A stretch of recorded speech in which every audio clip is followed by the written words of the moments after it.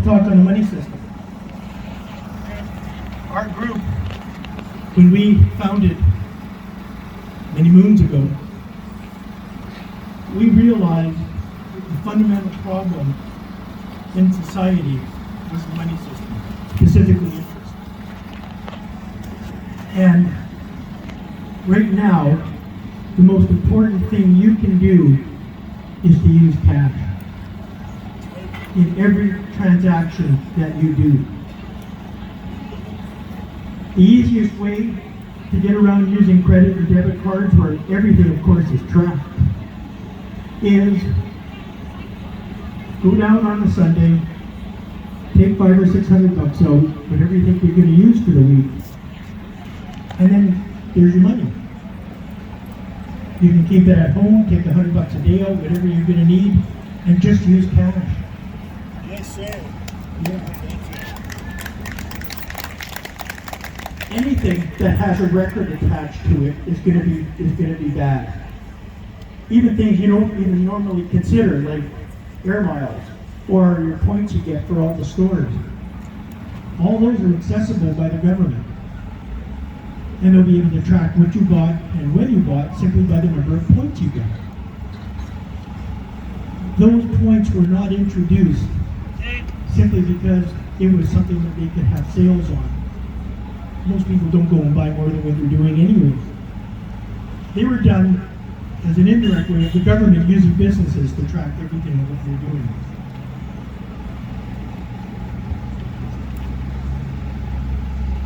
Right now, one of the worst instances going is by the credit card companies coming up to your children at 16 and 17 and asking them to get credit cards. And yet the parents are unable to explain to the children how those credit cards work. The banks are asking you to get into, and your children to get into a credit card contract without explaining all the terms and conditions of the contract.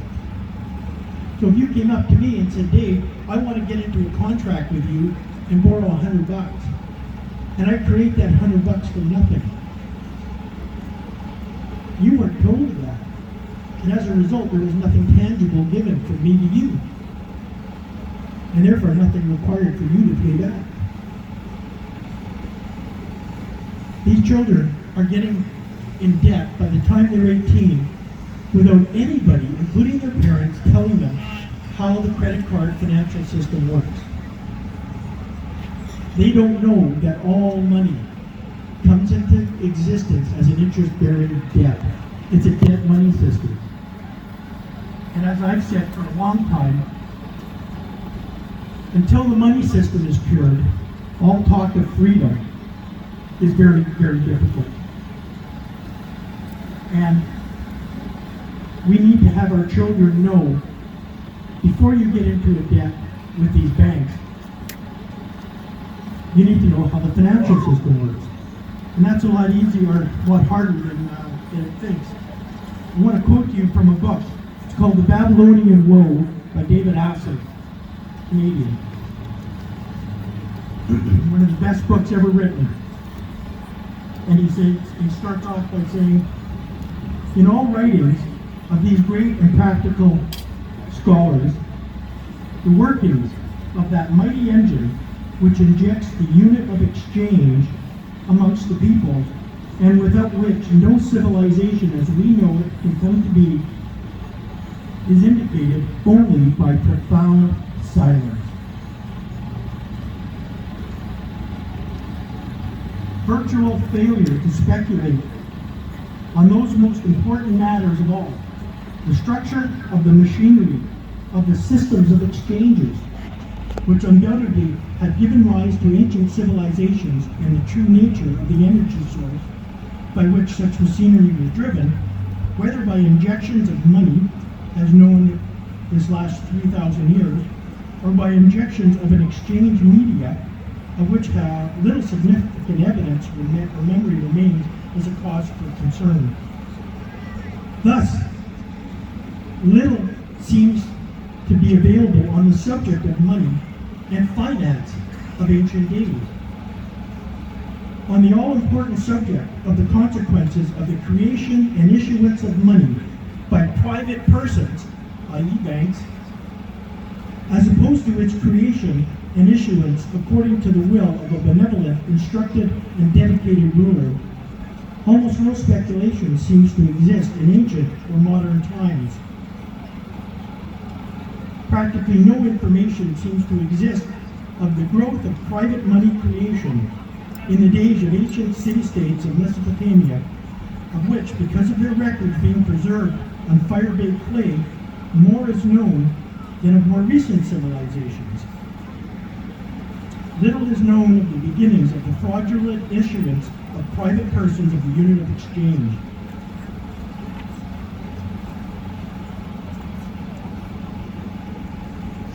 Kings have largely become the mouthpiece and sword arm of these semi-secret societies that control the material of money as its outward and visible symbols came to be restricted to gold, silver, and copper. And finally, the power of these men, indifferent and alien to most cities as they were, relative to that power it was replacing, which was the will of the benevolent God of the city, had been made absolute by sowing in the minds of men over thousands of years the idea of such metals having especially a high value relative to other goods and services being offered for exchange. In other words, if you want to research where does, and I remember when I was a kid, I said to my mom, "Mom, where does money come from?" And she just looked at me and she said, "You know what? Don't even go there." She said, "The experts don't even understand." I got no information from my parents where money came from. And as David Lindsay accurately points out, there's very little history when you read historical books, anything to do with civilization. How did these guys trade? How were their exchanges taking place? If you look at society today, they will tell you you can get credit cards, but they don't tell you how the credit cards work, how the history today of exchanges takes place. There is nothing available, I shouldn't say nothing, very little available in even modern literature on how today's modern exchange works, operates. If you go to a bank and you tell them you want a loan for $10,000 and ask them where it comes from, what are they going to tell you? They will say, well, it comes from other depositors. Really? Show me one depositor who has had their account debited by 1 penny to lend to somebody else. Have you seen that in any of your bank accounts? No. Nobody has had any money taken away from their account to lend to somebody else. And yet, they want you to pay back that which was nearly created, plus interest on top of it. That interest can never, of course, be paid back. The municipal, provincial, and federal debts are a fraud. Why does Colin Bazra or any of these people tell you that? The city of Nanaimo, years ago, made a resolution to go to the Bank of Canada for an interest-free loan. Why did the city councilors vote that down? What sort of brains would it take to not get an interest-free loan as opposed to one with interest? Unless you're stupid or you're corrupt, one or the other. To borrow 1,000 and pay back 1,000 is better than borrowing 1,000 and paying back 1,200. The money system that we have today, folks, is a complete fraud. Everything goes back to that money system. Every penny you have was borrowed into existence as a debt. Every penny the government's had was borrowed into existence as a compound interest-bearing debt. And yet nobody is taught how the system should work in order to facilitate trades without going into debt. Our children are taught nothing in school on how the money system works, primarily because the teachers are too embarrassed to do that, either because they're stupid and don't know, or they're corrupt, or they don't want to risk their own credit. Why do you think the political parties refuse to talk on the money system? Because the minute they do, the banks will haul in all their debts, and the political party, which is a registered corporation, will be no more. So your MPs and MLAs who are part of your political parties, they don't want to rock the boat. Because the banks will call their loans in.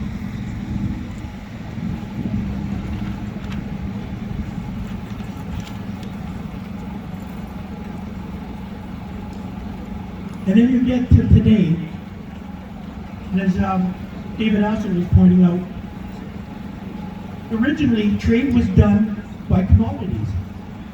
You want carrots, I'll take the peas. Or you would trade grains by a certain amount of weights and measures. And then of course it moved into metals with these bankers who would mine it elsewhere and bring it in and say, look, we have gold and silver. This is what the money system is worth.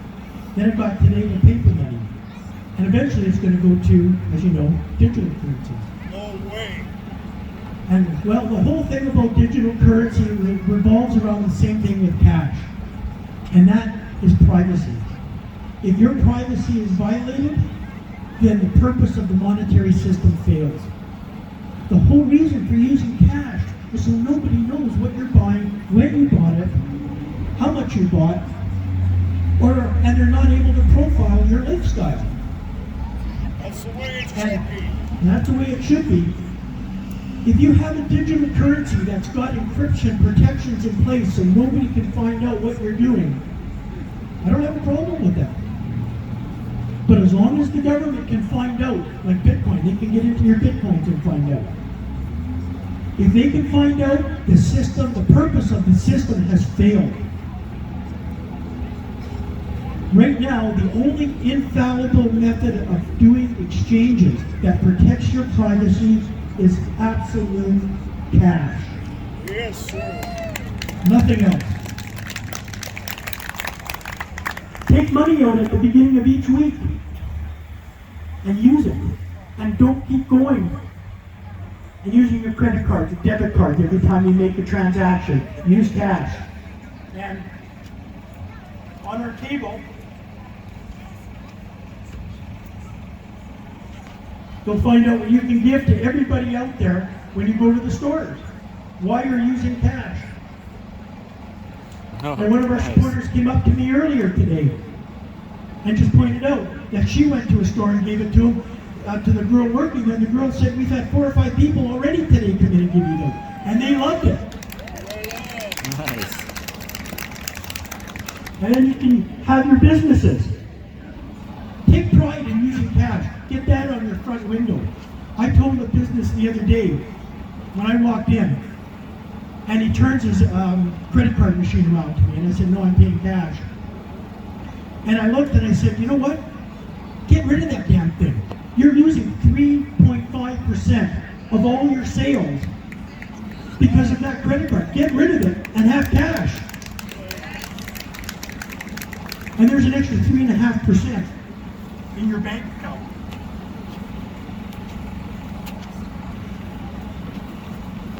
And despite agreeing with me, the decision was made they're not going to do it.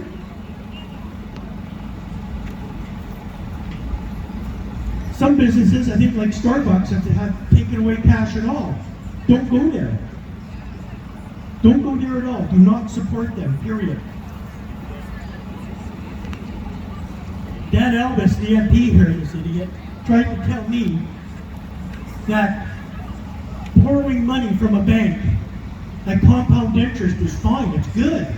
But borrowing money from the Bank of Canada with no interest is inflationary. You figure that out. And this idiot gets in as a member of parliament. Make no mistake, Dan Elvis, you're a stupid idiot. And he told me he went to economics in university. He took economics. Never learned a thing.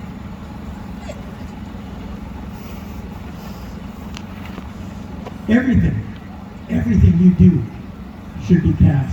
Make that your promise to yourself.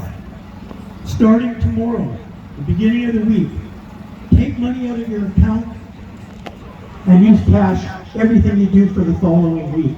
Everything we should do is be cash. Not only does it protect your privacy so nobody can decide what you've been doing, but it sends a message as the credit card transactions go down and down and down. People are not using it, and sends a message to the government that we are not going to use any digital transactions you may decide to bring in. We're not going to do that. Yes, that's a good plan. I want to read you a couple quotes on money. By a continuing process of inflation, governments can confiscate secretly and unobserved an important part of the wealth of their citizens. There is no subtler, no surer means of overturning the existing basis of society than to debauch the currency. The process engages all the hidden forces of economic law on the side of destruction and does it in a manner which not one man in a million is able to diagnose.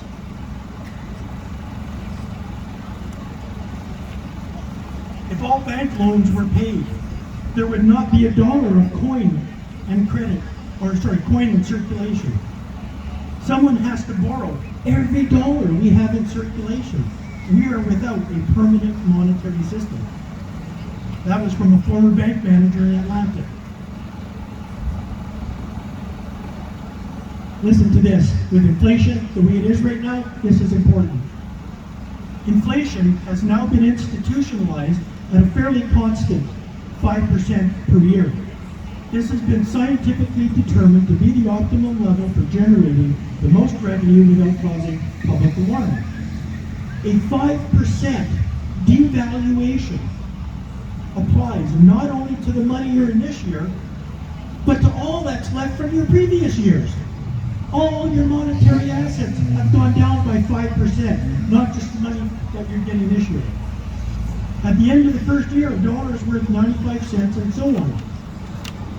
By the time a person has worked 20 years, the government will have confiscated 64% of every dollar he's saved over those years.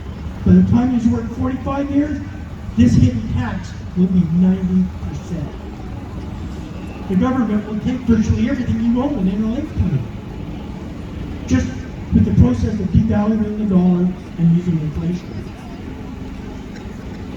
If two parties, instead of being a bank and an individual, were an individual and an individual, they could not inflate the circulating medium of a loan by a loan transaction for the simple reason that they can't lend money. They don't have.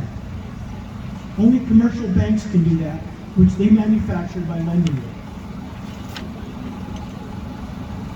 All the perplexities, confusion, and distress in America and Canada arise not from defects in the Constitution or the Confederation,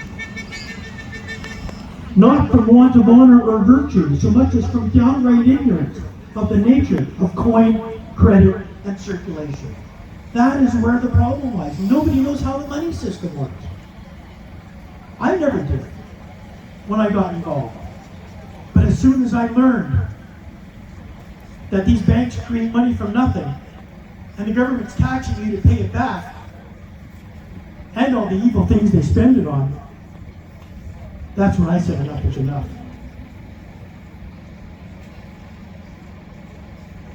In England, in the London Times, shortly before the Depression, I want to read what was printed in the London Times.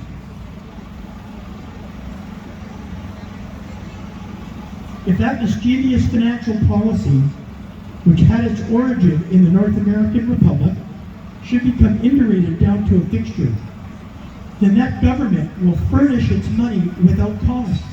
It will pay off debts and be without a debt. It will have all the money necessary to carry on its commerce. It will become prosperous beyond precedent in the history of the civilized governments of the world. The brains and wealth of all countries will go to North America. That government must be destroyed or it will destroy every monarchy on the globe. Actually, it was further back than the 1920s. The point being is, the bankers realized issuing money in the U.S. without interest, which ironically was the cause of the Boston Tea Party, that will destroy every other government, including theirs, because they will be free, completely free. I've got one or two more I want to read you. No mistake, I got dozens that I could go through on money systems. If our nation can issue a dollar bond, it can issue a dollar bill. The element that makes the bond good makes the bill good, because they're both promises to pay. And finally, I'll just read you one quote from Sir Josiah Stamp, president of the bank, former president of the Bank of England. And he stated, "The modern banking system manufactures money out of nothing.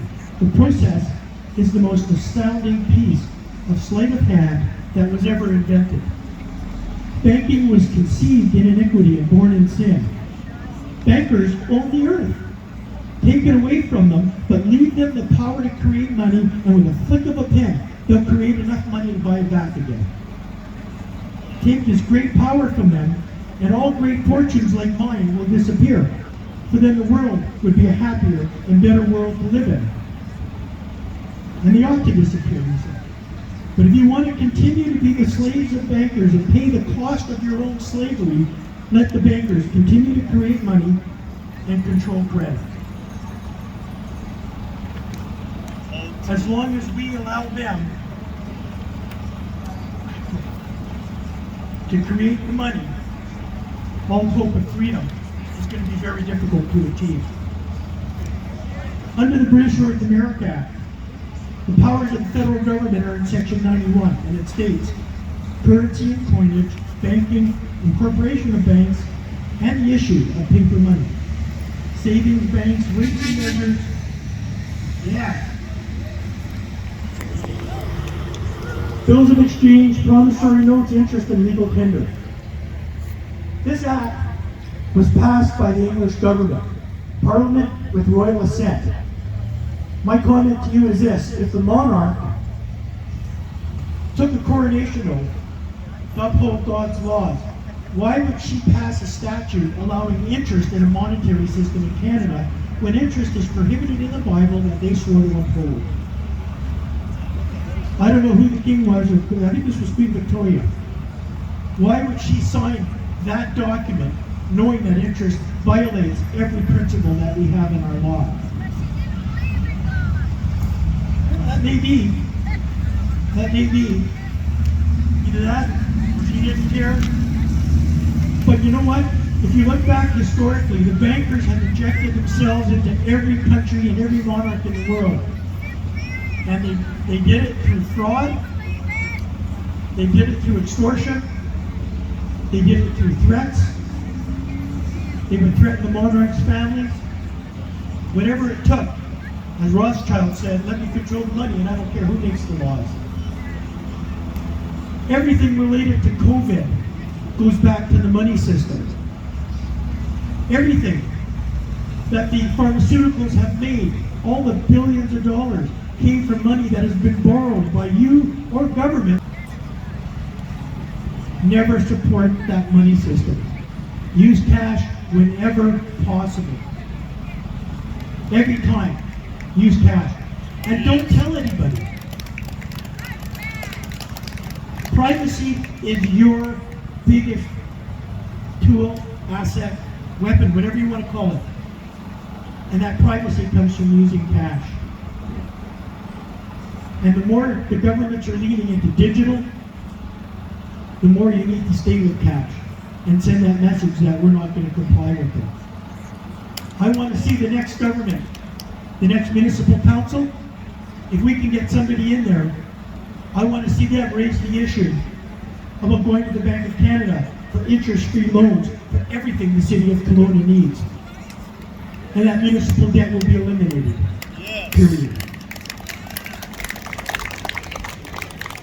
I talked a week or two ago about courage and the importance of courage for all freedoms that we have. Courage involves standing up to that corrupt money system. It is the most powerful corrupt institution in the world. That money system is behind every organization, every business, every government, every gang. Everything. By that corrupt money system. And we need to bring it to an end. And it can be brought to an end on a slow level, starting incrementally.